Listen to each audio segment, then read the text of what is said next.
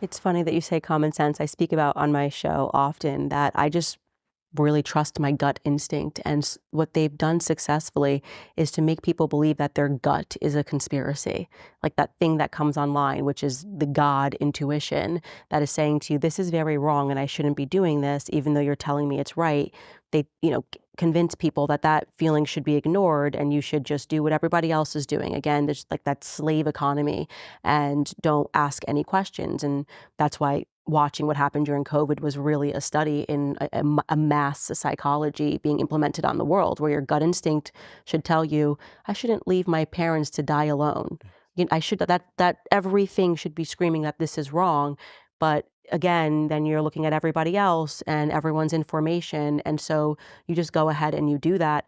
And what's really funny is they always use the word freedom. Right? They're always telling you that this is about, you have to do this for freedom. Even when they're locking you at home, they're telling you that you're doing this because you're a part of a team. And like, once everybody does this, then at the end of this, you're going to get your freedom. So you have to enslave yourself for a little, but that's the right thing to do for freedom. Pornography, well, what is that about? That's about freedom. This is about the First Amendment and the freedom. And why wouldn't you want to have pornography in your society, or your decision to choose?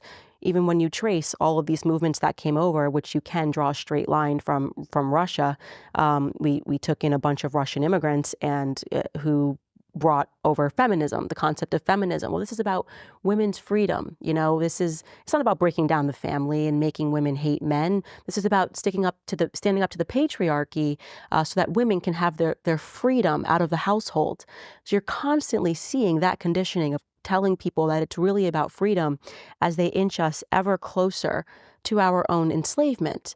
And it brings into question, and it's a difficult question to ask this, because I look at some people and I know they know better. I know they know that this is wrong, and yet they continue to do the slave activity. And I wonder if it's because freedom is actually quite scary.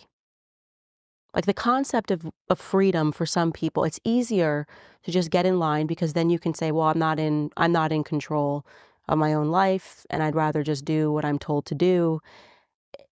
And I grapple with that. Like if it's natural for people to want to be enslaved because they don't have the courage to be free. Exactly. A great deal of people, they prefer to live in some way as slaves rather than to witness something which is then for them unpleasant and have some consequences, negative consequences. But the dignity of the human person consists in really finding the truth and witnessing the truth, the good, the love, and this we must promote because this is really, and goes down in history.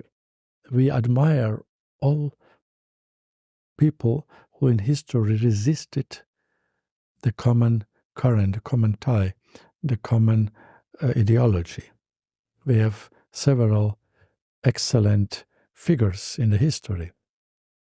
Only to mention Thomas More, then Solzhenitsyn, and other. And this is really for us worthy of admiration. Mm.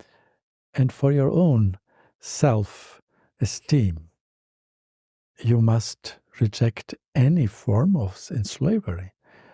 You must be independent, but you only will be free when you find the truth and the virtue and the love. Then you are free. And then you have no fear. Then you are fearless. Then you fear only God. And that is true freedom. I do want to ask